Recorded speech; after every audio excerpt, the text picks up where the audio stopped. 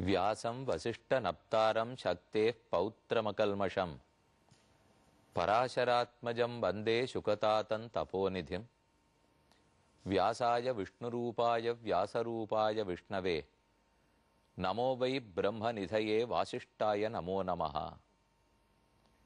வசிஷ்ட குலத்திலே உதித்தவராய்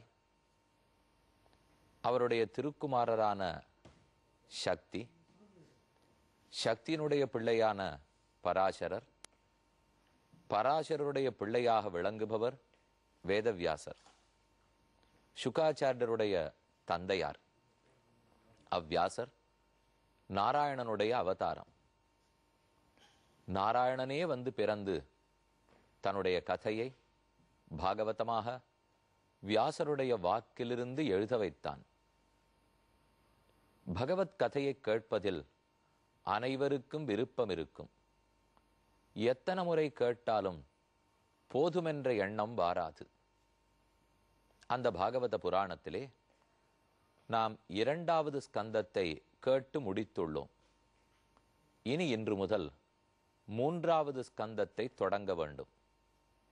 இதில் விதுரரும் மைத்திரேயரும் கங்கைக்கரையில் சந்தித்து கொண்டு உரையாடப் போகிறார்கள். கண்ணன் ஸ்ரீவைகுண்டத்துக்கு திரும்ப புறப்படுகிறான். அப்போது மைத்திரேயரிடத்தில் சில உண்மைகளையெல்லாம் உரைத்து உயர்ந்த உபதேசத்தை செய்து அதை விதுரருக்கு உபதேசம் பண்ணுவாய் என்று ஆணையிட்டு விட்டு செல்லுகிறான். பராசர ரிஷியினுடைய சிஷ்யர் மைத்திரேயர். மைத்திரேயர் விதுரருக்கு இந்த கதைகளையெல்லாம் தெரிவிக்கிறார். ஆனால் அதற்கு முன்பாக விதுரரை மைத்திரேயரிடத்தில் சென்று உபதேசத்தை பெற்றுக்கொள் என்று உத்தவர் தெரிவிக்கிறார். அப்படின்னா முதல்ல விதுரரும் உத்தவரும் சந்தித்திருக்க வேணும். அதைத்தான் நாம் இப்போ முதல்ல பார்க்க போறோம். ஆக விதுரர் உத்தவரை சந்திக்கிறார். அவரிடத்தில் சில உபதேசங்களை பெறுகிறார்.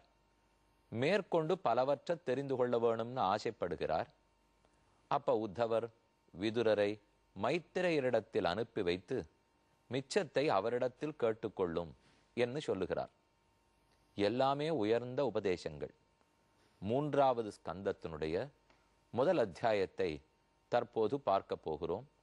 சுகாச்சாரியரும் பரீட்சித்தும் பேசிக்கொள்ளுகிறார்கள். 2வது ஸ்கந்தத்தினுடைய இறுதியில் விதுரர் மைத்திரேயரை சந்தித்தார்னு சொன்னீரே சுகாச்சாரியரே, 2 பெரியோர்கள் சந்தித்து கொண்டால் உயர்ந்த பல அர்த்தங்கள் கிட்டியிருக்குமே, அதை தேவரீர் எனக்கு சொல்ல வேண்டும் என்று பரீட்சித்து சுகரை பார்த்து கேட்கிறான். சுகாச்சாரியர் விதுரருக்குண்டான பெருமையோடே அதை விளக்கி கொண்டே இந்த அத்தியாயத்தை தொடங்குகிறார். ஸ்ரீ சுக உவாச்ச ஏவமேதத் புரா பிருஷ்டः மைத்ரேயோ பகவான் கில க்ஷத்ரா வனம் பிரவிஷ்டேன த்யக்த்வா ஸ்வகுருஹம் ரித்திமத் யத்வா அயம் மந்திரகிருத்தோ பகவான் அகிலேஸ்வரः பௌரவேந்திர கிருஹம் ஹித்வா பிரவிவேஷ ஆத்மசாத்கிருதம். விதுரர் சாமானியப்பட்டவர் அல்ல. பரீட்சித்தே, கண்ணன் ஒரு முறை பாண்டவ தூதனாக கௌரவர்களுடைய சபைக்கு நடந்தார். உன்னுடைய பாட்டனார்களான பாண்டவர்களுக்கு 5 கிராமத்தையாவது பெற்றுக் கொடுக்க வேணும் என்று ஹஸ்தினாபுரத்தை நோக்கி நடந்தார். அப்ப எந்த வீட்டில் போய் தங்கியிருப்பார்? கண்ணனே நம்ம விருந்தாளியா வருதுன்னா எல்லாரும் வீட்டை சரிப்படுத்தி வச்சிருப்போம் இல்லையோ. அதே போல பீஷ்மர், துரோணர், துரியோதனன், துச்சாசனன் அவரவர் தன்னுடைய மாளிகையை செப்பனிட்டு வைத்திருந்தார்கள். ஆனா ஆச்சரியமா என்ன நிகழ்ந்தது? கண்ணன் இவர்கள் 6 வீட்டுக்கும் செல்லவில்லை. விதுரனுடைய குடிசைக்கு சென்றார். அது ஒண்ணு இவர்களைப் போலே செல்வச் செழிப்போட இருக்கும் மாளிகை அல்ல. ஆனால் இவர்களிடத்துல காணப்படாத நேர்மை, சத்தியம், தபசு இதத்தனையும் அவரிடத்தில் இருந்தது. பரமபக்தர். அதைத்தான் இங்க சுகாச்சாரியர் தெரிவிக்கிறார். பீஷ்மருடைய மாளிகை, துரோணருடைய மாளிகை, துரியோதனனுடைய மாளிகை, இவை இத்தனையும் துறந்து கண்ணன் யாருடைய குடிசைக்கு சென்றானோ அந்த விதுரர் பத்தின சரித்திரத்தை சொல்லுகிறேன், கேட்பாய். ராஜா கேட்கிறான். குத்ரக்ஷத்துரு பகவதா மைத்ரேயானாச சங்கமஹா. இவரும் மைத்ரேயரும் எங்கு சந்தித்து கொண்டார்கள், என்ன பேசிக்கொண்டார்கள்? தெரிந்து கொள்ள வேணும்னு ஆசை. இதேன் நிகழ்ந்ததுன்னு பார்ப்போம். விதுரரை திருதராஷ்டிரன் ஓர் முறை அழைக்கிறான். இதெல்லாம் மகாபாரத யுத்தத்துக்கு முன்னால் நடப்பது. மேற்கொண்டு என்ன செய்யலாம், எப்படி அவர்களை மேற்கொண்டு நம்மோட சண்டை போட விடாமல் தடுக்கலாம் என்றெல்லாம் மந்திராலோசனம் நடைபெறுகிறது. அப்ப விதுரர் உண்மையை நேர்மையாக எடுத்துரைத்து விடுகிறார். திருதராஷ்டிரா, நீ செய்தது தவறு. திரௌபதி அவமானப்படுத்தினதோ, அரக்கு மாளிகையில் வைத்து எரிக்க பார்த்ததோ, சூதாட்டத்தில் இழுத்தவரை தோக்க வைத்ததோ, இது ஏது நடக்கும் போதும் துர்புத்தி படைத்த உன் பிள்ளை செய்ததை பிள்ளை பாசம் கண்ணை மறைக்க நீ தடுக்காமல் இருந்து விட்டாய். இப்போதும் தவறிழைக்காதே. உன் குலம் வாழ வேண்டும், உன் நாடு வாழ வேண்டும். பிள்ளைக்கு நல்லது பண்றதா நினைச்சிருந்து தீயது பண்ணிவிடாதே. அவர்களுக்குரிய பாகத்தை திருப்பி கொடு என்று விதுரர் சொன்னபோது துரியோதனனுக்கு அபாரமாக கோபம் வந்து விட்டது. அப்ப விதுரரை வெளியேற்றி விட வேண்டும், இனி இவ்வூரில் அவர் இருக்கக்கூடாது என்று கத்தினான். அது கண்டவுடன் விதுரர், இனி இந்த பக்தி இல்லாதவர்களோடே வாழ்ந்து லாபமில்லை, நேர்மமில்லை, தர்மமில்லை, இனி இங்கு நான் இருக்க போகிறேன், மாட்டேன் என்று சொல்லி க்ஷேத்ராட்டனத்துக்கு புறப்பட்டு விட்டார். புண்ணிய க்ஷேத்திரங்களுக்கு செல்வோம், புண்ணிய தீர்த்தங்களில் நீராடுவோம், பகவானுடைய பாதாரவிந்தங்களையே நினைத்து கொண்டிருப்போம் என்று சொல்லி ஊரை விட்டு வெளியேறிவிட்டார். அப்பப்ப ஒவ்வொரு ஊராக போய் யமுனைக்கரையை அடைந்து உத்தவரை சந்தித்து அவரிடத்தில் பேச்சு கொடுக்கிறார். அதற்குள் நடந்தது மகாபாரத யுத்தமே முடிந்து போய் அனைவரும் மடிந்து போனார்கள். கண்ணனும் மற்ற பேரும் மட்டும்தான் மிச்சப்பட்டார்கள். இந்த செய்தியையே விதுரர் உத்தவரிடத்திலே யமுனையாற்றங்கரையில் தான் தெரிந்து கொள்ளுகிறார்.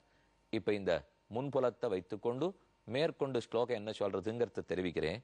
திருதராஷ்டிரனை பார்த்து விதுரர் சொல்லுகிறார், யதாது ராஜா ஸ்வசுதான் அசாதூன் புஷ்ணன் அதர்மேண வினஷ்ட திருஷ்டிகி. ராஜா தன் நாட்டில் அதர்மத்தை தலையாட விடக்கூடாது. தனக்கு உறவுக்காரர்களாகவே இருந்தாலும், மிகுந்த நெருங்கியவர்களாக இருந்தாலும், ராஜாவுக்கு குடும்பத்தை காட்டிலும், நண்பர்களை காட்டிலும் நாடுதான் முக்கியமாக இருக்க வேண்டும், தர்மமே முக்கியமாக இருக்க வேண்டும். தர்மத்தின் வடிவாக இருக்கக்கூடிய கண்ணன், அவனிடத்தில் உமக்கு பக்தி இல்லை, அதர்மத்தின் வழி நிற்கிறீர். நம்முடைய நாட்டு பெண்ணான வதுவான இந்த குலத்துக்கே விளக்கேற்ற வந்தவளாய் திரௌபதி இருக்கிறாள். ஆனா அவளை நடு சபையிலே கூட்ட அவமானப்படுத்தினீர்கள். கண்ணன் இருக்கவே அவளுக்கு புடவையை கொடுத்து காப்பாற்றி விட்டான். அப்போதாவது கண்ணன் அவர்களுக்கு எவ்வளவு நெருக்கம்னு தெரிந்து கொண்டீரா? உமக்கு புத்தியே ஏற்படவில்லையே.